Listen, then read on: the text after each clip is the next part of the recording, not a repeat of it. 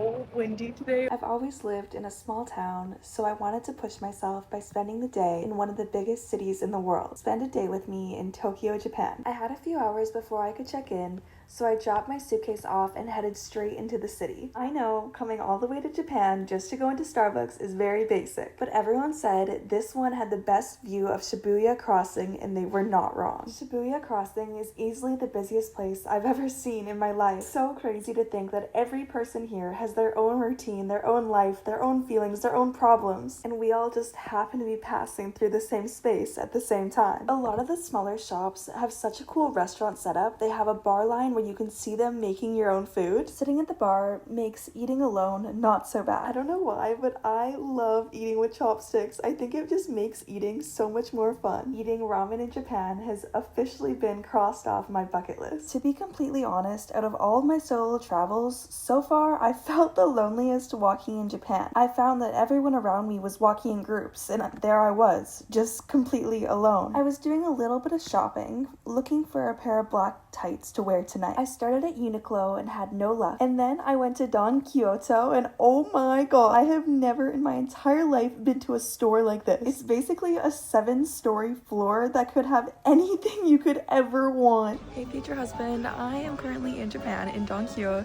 and look at all these stuffies. These are things that I would never buy for myself, but I wish you were here to buy me one. I finally found the viral vitamin C serum everyone raves about. I recommend coming early in the morning or late at night because there was a person in every corner of the store. I don't think I've ever seen a store this busy before. I'll show you everything I got when I get back to my hostel. This was the most overwhelmed I've felt in a really long time. It was a Friday afternoon, everyone was getting off from work, and everyone was going out with their friends, which meant everyone and their mom were at Shibuya Station. I'm so overwhelmed. This is the busiest place I think I've ever been in my entire life. Once I left the station, I felt like I could breathe again. Japanese vending machines are so cool, and checked into my hostel. It was a ladies only dorm, and honestly, the cleanliness standard in Japan is phenomenal. Hot take, but I prefer hostel beds that have front entry instead of side entry. This was my bed for the evening. Hey guys, I thought I would do a little Donkey haul with you. First of all, I have no idea what any of that stuff was in the store. There were 7 floors of just crazy Japanese cool things. So I ended up doing a little research on the fly and found this is apparently a really good acne scar gel that gets rid of acne scars. I'll keep you updated. And then I got stockings for under my mini skirt. And then I got a couple postcards to send home to my family. And then I got this vitamin C serum. Honestly, the time change has me so fucked up. I think I'm gonna have a nap and then I'll go back out. Guys, I haven't even been sleeping. I've just been laying here thinking about how I don't want to go out. But I do. I know that when I come back, I'll be like, oh, I'm so happy I went. So yeah, that's exactly why I'm gonna get up right now and start to go get ready. Guys, I'm so tired. I decided the best solution is to take a scoop of pre-workout and spill it all over me. Ew.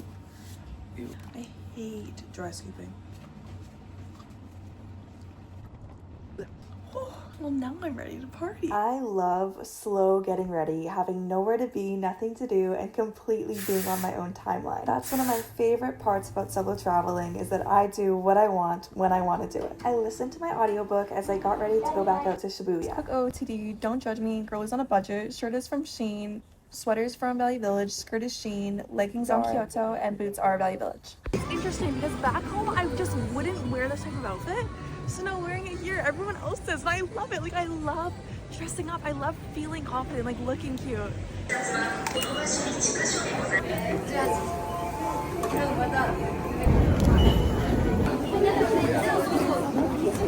I made it to Shibuya Crossing, but now I have to find one of those men who want to take a photo of me for free on the crossing.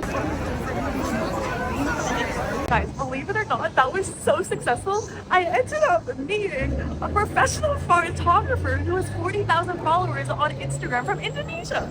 What are the odds of that? And he was so lovely. So hopefully they came out good. He's gonna send them to me. Actually, I can't believe that I'm in Tokyo, Japan. That's just so crazy to me. Oh my god, guys, guess what? So one day I decided to go to Shibuya Sky Bar It's closed. What? Does that mean I don't get to ride the escalator? I come all the way to Tokyo and I don't get to ride the famous escalator. Ew. I'm on a mission to find fluffy pancakes, but I swear Tokyo is the hardest place to navigate out of everywhere I've been. Okay, now I'm just flat out lost. I walked around the busy streets of Tokyo in search of fluffy pancakes, but unfortunately everything was closed and I was getting tired, so I decided to head back home. You're not allowed to talk on Japanese trains, which honestly I love because solo traveling, I don't have anyone to talk to anyway. I was still wanting a little midnight snack, so on my way home, I decided to try my very first Japanese 7-Eleven smoothie. They had a couple other flavors like a green smoothie and an acai smoothie, but I decided to go. Strawberry smoothie tastes good. Wait, that is so good. Oh my god.